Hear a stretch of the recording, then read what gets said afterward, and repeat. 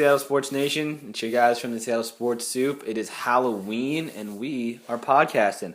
Our first topic is going to be the Seahawks, of course, because they're the biggest team in town right now. They are 7-1, halfway through the season. And so, Marshall, what do you think about the team so far?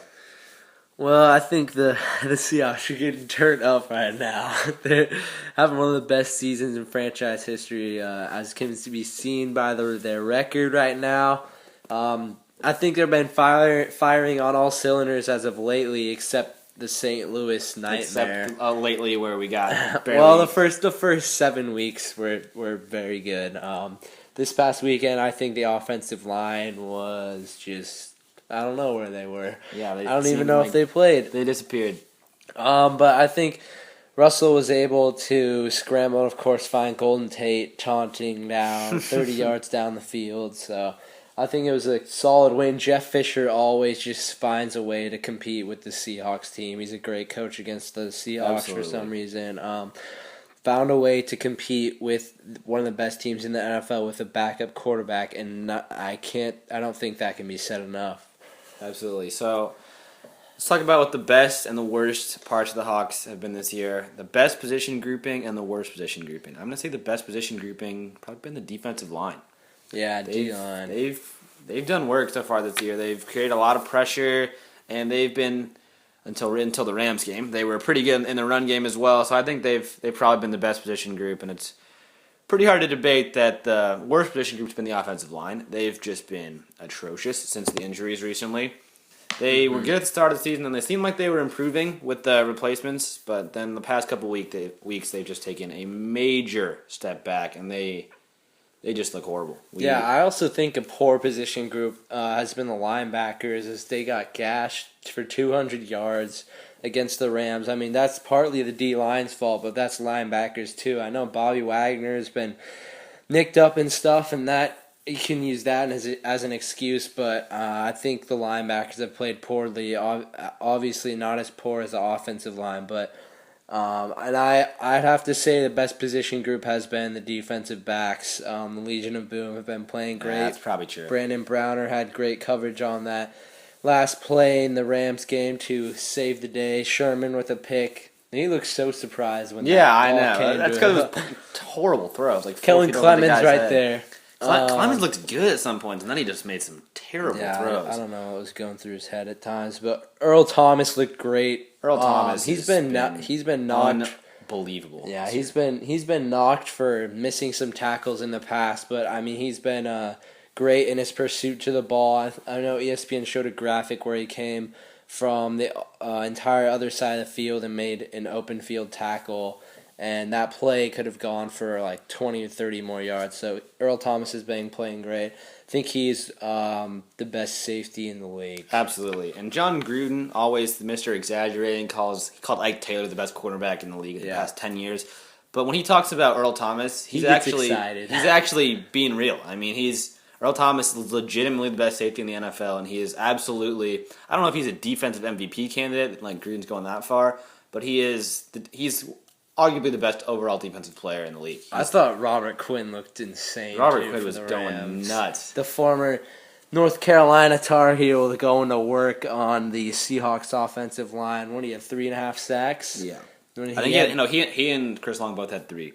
That's crazy. Yeah. Was it like 7.5 overall? Yeah. 7. Yeah, 7 overall, I believe. Obviously, that shows the poor play of the O-line. But also in the game, Russell Wilson on a goal line play. This, of course, terrible play calling by Bevel at the goal line where he called like a Russell Wilson option 2 straight times, and Russell kept it on both when he should have just handed off to Marshawn. Obviously, Marshawn wasn't too happy about that. But anyways, Russell kept it, ran around the right side, and Sidney Rice was blocking over there. Russell carried his would-be tacklers into the backside of Sidney Rice's knee, and he tore his ACL, effectively ending his Seahawks career. Yeah, it's not good news because Rice was a 6'3", big physical receiver. Great hands, one of the best handed receivers in the league. But I think the guys can pick up the slack. No Harvin this week still, which is obviously not good, but it's a chance for Doug Baldwin and Jermaine Kearse to really show what they're made of, and obviously without Harvin, those are going to be the three guys this week. They're going to be getting all the snaps, so hopefully they can step up. I think they can. Kearse had an ugly drop, his first one of the year. That 5-yard on 3rd and 5. But besides that, he's been rock solid, and I think he has a chance to show that he's can fill, maybe not actually as good of a receiver as Sidney Rice, but he can fill the role that was asked of Sidney Rice pretty well, if not just as well. And I think Doug Baldwin can line up on the outside too. I mean, he caught his first touchdown in Sidney Rice's position as in his career, so I think he's proven himself on the outside. I think Kearse will lock that down, but Baldwin, they should look to find Baldwin more. Absolutely. Russell, I don't care if he's not open, just throw it to him. Baldwin's a playmaker. He's been doing work this year when he gets a chance. When he has 5 or more targets, I mean, he produces really legit numbers. Yeah. I mean, Golden Tate might have passed him this past game, but I know he's leading before that.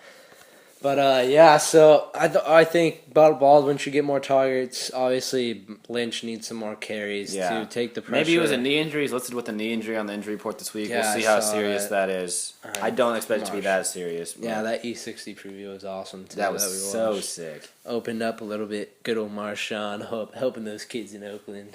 With the Buccaneers this week, they've been struggling. So even with the offensive line issues, I don't think it should be much of a challenge. Hawks, expect them to get the win. Move to 8-1. I have to go with 38 to. I'll go with 38-13. 13? I don't know if they're going to score 13 points. You say that every time. I don't know if they are, man. I'll say 31 to 10. Yeah, that's good. That's a good pick because I don't think the offense is going to score 38 points. They don't look too good, but. So Harvin will be needed back, and I think their offense will step it up when the time comes around. But I think that just does it for our Seahawks section, and we'll be moving on to some Husky football. Okay, so the Huskies rebounded last week against Cal with a good win after the brutal loss to ASU the week before. They have a bye this week, but then they play Colorado at home, and Colorado they're not good enough to beat the Huskies, I don't think. I mean, the Huskies have been pretty up and down this year. The Huskies have been pretty up and down this year, but I still expect a win, especially with the bye to get Keith Price's thumb healthy. I expect them to get the win at Colorado. Oh, the Huskies will smack them around, and I think it was awesome to watch Bishop Sankey this past weekend. My Heisman finalist preseason, I said it. But so I also think it was good to see Keith get back on track. Always good to see. So the Huskies rebounded with a good win against Cal this week after a horrible loss to ASU the week before. It's good to see everyone get on track. They have a bye this week and then play Colorado at home, and Colorado is just, plain and simple, not good enough to beat the Huskies. As up and down as the Huskies have been, they absolutely should get the win in a couple weeks against Colorado. Yeah, they should smack them around, send them back to Colorado all beaten up.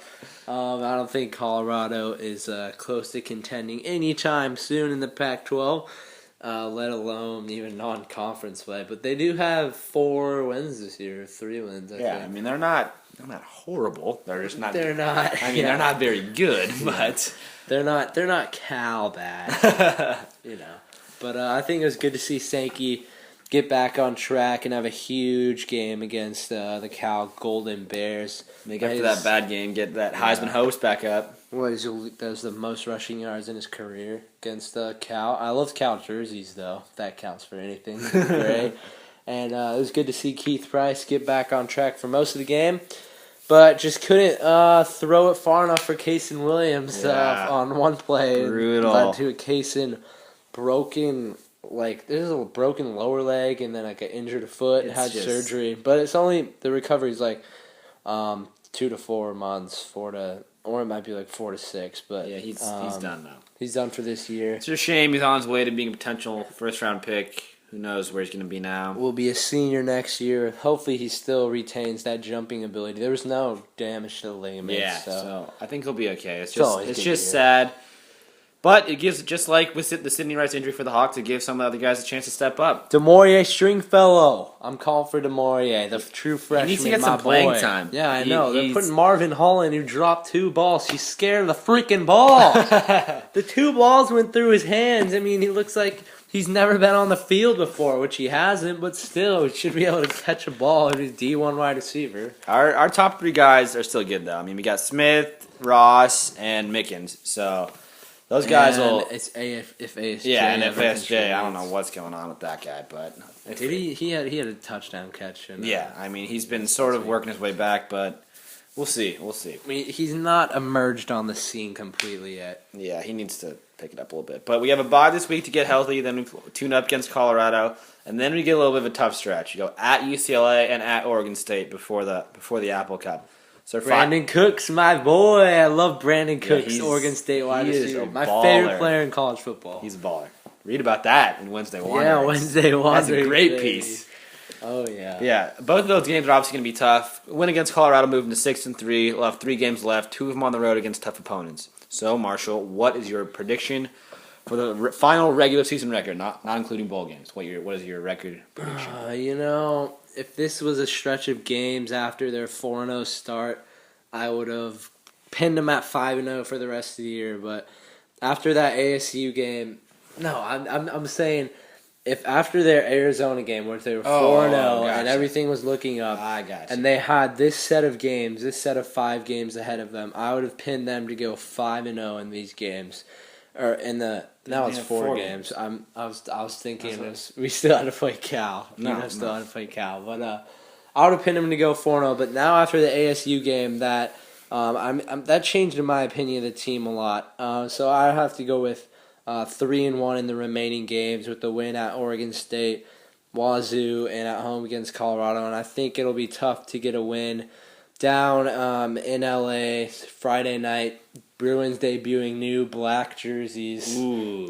So I think that'll be tough. But Oregon State will be a tough one too. Yeah, so that'll Sean Mannion's playing great. That'll be something to watch. But yeah, 3-1, and I think they'll win a bowl game too. So they'll finish 9-4.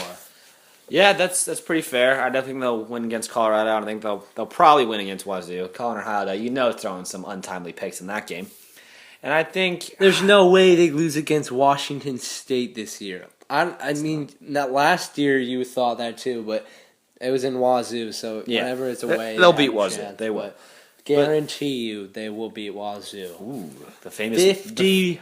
I'll bet you $100 they'll beat Wazoo. Whoa! Wazoo. Wazoo's joking. Terrible. I think they're going to beat Wazoo too, but that's some overwhelming confidence there. I don't know. Apple Cup's always a battle. But yeah, obviously the Huskies aren't playing nearly as well as they were earlier in the season. But UCLA is not playing all that great either. Yeah, so Oregon. They lost to Oregon by more than the Huskies. Yeah, so I think you could potentially squeak out a win there, and I think you could win at Oregon State. So I think you maybe flip a coin. So I think I'll probably say 3-1 too. I think I'll go 8-4 in the regular season, and I think they'll win their bowl game. So 9-4. I'll have to agree with you on that one. That would be a good season, not the double digits a lot of people were hoping for. Wins, or even 9 wins. I mean, the 7-5 just can't happen. Oh, absolutely not. Gotta keep. That would be a disaster. I mean, but that's very possible. If we lose both of those road games, it'll be 7-5 in the regular season, and that's just not acceptable. Very possible. Would not be surprised to see that. So, I think that's about it for our Huskies football talk, and we'll move on to the ever so famous toss-up section. All right, so for the first toss-up, we're going to go a little bit off the board on the Seattle Sports Soup. Going to go to the national spectrum, hit up the NBA. With the NBA season starting this year, my Celtics are not looking too hot right now. Knicks are looking hot, baby. Smack the Bucks around. Destroyed them. They should have destroyed them. Yeah, they only one coughed up their lead there. Only won by like 12. Anyways, back to the question. So, Marshall, with the Heat have won 2 straight championships. So, you going to go with the Heat or the field for the NBA Finals this year? To figure out this answer, you're going to have to read my Wednesday Wanderings edition of last week. You'll find out my pick for the NBA champion there. Guarantee you none of you will go back and read it. But still, I'll give it a shot. I'll go with the field. Yeah, I have to agree. I'll take the field. I think the Pacers and the Bulls are both teams. Sorry, not the Knicks, but are both teams that could potentially it wouldn't be easy, but potentially take down the Heat in the East. I think there's a few teams in the West that could do it. I think the Spurs still, they took them to 7. They should have won last year. I think they could still have mostly the same pieces with Kawhi Leonard getting even better. So I think they could do it. Yeah, there's been no hype on them this offseason. There never is. There never is. I think the Warriors are a trendy pick, and I think they have the talent. Adding Iguodala is a huge piece. But can they take down the mighty Thunder? I don't know. Without Westbrook, I mean, once Westbrook comes back, obviously he'll be coming back in a few weeks. The Thunder will be back in contention. And then the Clippers was one of my early predictions to a team with Doc Rivers. I think he'll really add a presence there. So I think there are plenty of teams from the West and the East that could potentially challenge the Heat, and I'll go with the field on that one. Alrighty, and then our next toss-up pick is who would be the better receiver to replace Sidney Rice in his production, Doug Baldwin or ex-Husky Jermaine Kearse? Well, I think for the long term, it's probably Baldwin. That's a tough one. But I think for this week, I think Kearse will actually have the bigger game because he'll take that starting spot. I think, and Baldwin will play the slot. But when Harvin comes back, it sort of changes the dynamic because he can move all over the field. So I don't know. It's a tough one. When Harvin comes back, I think Baldwin will play a lot more because Harvin can line up on the outside where Rice was, but also in the inside. And Kearse can only line up on the outside, so that's tough for him. The versatility of Baldwin probably gives him the nod. Yeah, for me, I'd have to go with Jermaine Kearse. Ooh. Because I think he's gotten a lot quicker since his college days. His hands have gotten a lot stronger. Eyesight's obviously gotten better, less drops. And I think he's kind of the mold that Sidney Rice was, but it's just grittier and tougher, I feel like. Yeah. He's not as injury prone, which I think will give the Seahawks a better option at that position and a lower price option at that position. Absolutely, which can save a bunch of money. With they brought up a graphic on Monday Night Football it's that like a showed $7 million cap difference. Yeah, all the all the tiny contracts of Sherman and Baldwin, of course, Russell Wilson, clearly, but I think I'll have to go with Kearse for this one. All right, so next up, some Mariners free agent talk. Jacoby Ellsbury, a Pacific Northwest native, definitely going to be pursued by the Mariners. Do you think the Mariners get him? Yes or no? I think Jacoby Ellsbury will.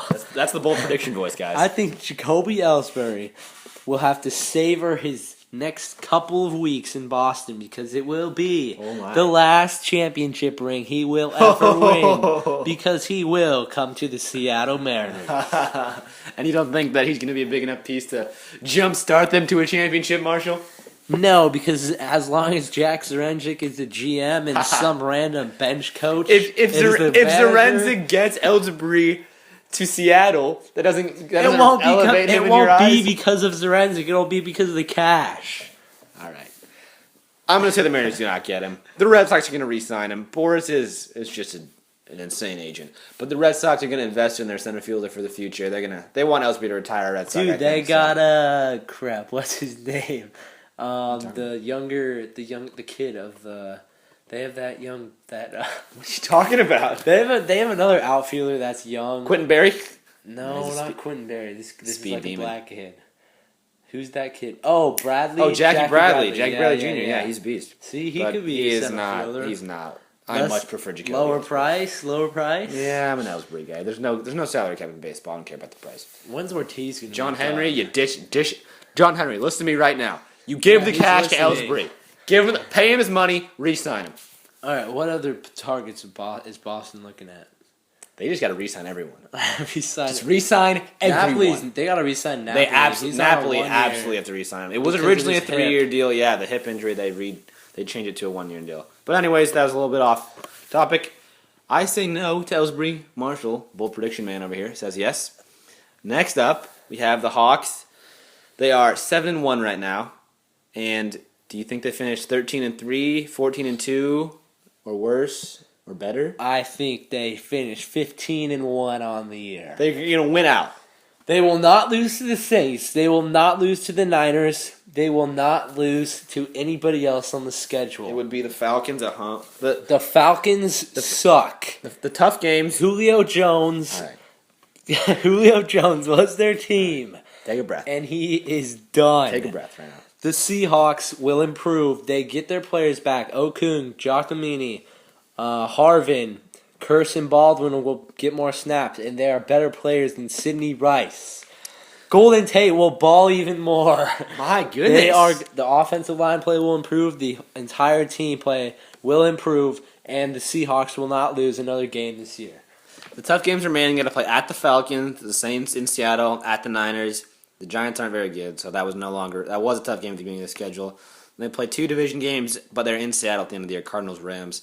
I do not think the Seahawks win out. I think they're very good, but I think they could lose at the Falcons. The Falcons haven't been very good this year, but they play tough at the Georgia Dome. They could lose at home to the Saints, and they could lose on the road to the 49ers. I think they will lose at least one of those games, but I'll say 14-2. Alrighty, well, I probably should go back on my prediction, but I'm not going to. So that's it for the toss-up section, and we'll move on to some Huskies basketball. Yeah. So Husky basketball season's coming up. The NBA has started, and college basketball is not far behind. I love basketball season, and I love Husky basketball. I think you might love basketball season more than the basketball player himself. What the heck? Dude, I love basketball season, and I'm psyched for Husky basketball. I was way more pumped for football, I feel dude, like. I'm a basketball guy. A little bit of disappointment last year, but Nigel Williams-Goss is coming to save us. He is the savior. No, he's not. He is so good. He's experienced. He's just. Oh yeah, do you watch film of him every day?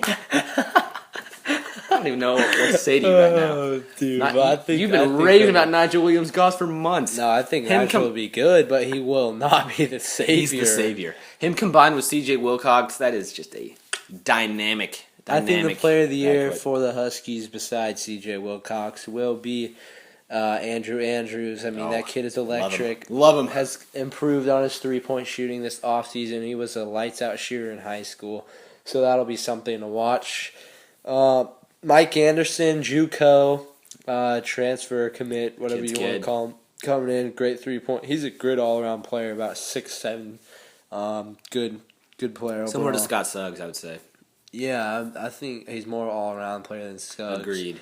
But I think you can call them pretty similar. And then in the post, you got Paris Blackwell, who might be one of the best players on this team. Yeah, he's going to be good. Transfer from University of San Francisco. Had to sit out last year due to the rules. Then you got Sean Kemp Jr., Giles Derricks, Desmond Simmons, a tough guy, of course.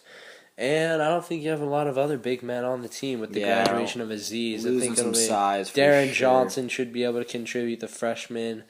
I feel like I'm missing somebody. Yeah, I feel like I forget something too, but that's all I can think of off the top of my head. A Yeah, little short on size. But I think the Williams-Goss and Andrews backcourt sort of reminds me of Isaiah Thomas and Vinoy Overton coming off the bench. Andrews is a feisty defender. I think it'll be Andrews more of the IT type, and Williams-Goss is more of an Overton defender, tough guy, who can also score it when he needs to, but doesn't always have to because of the other scoring on the team. So I think it'll be a good year for the Huskies. They're ranked 36th in the nation in the AP poll, but picked to finish 8th in the Pac-12, which I don't agree with. What? I think they should have been picked to finish a little higher than that, but who am I? Who cares? Yeah, I think the Huskies will have a pretty good season. I think they'll be a little bit better than last year. I think maybe by the end of the season, maybe crack the top 25. But I think I don't know about that. I looked through their schedule one day when I was in some boring class, and I determined that I think the Huskies will go 19-11 this year.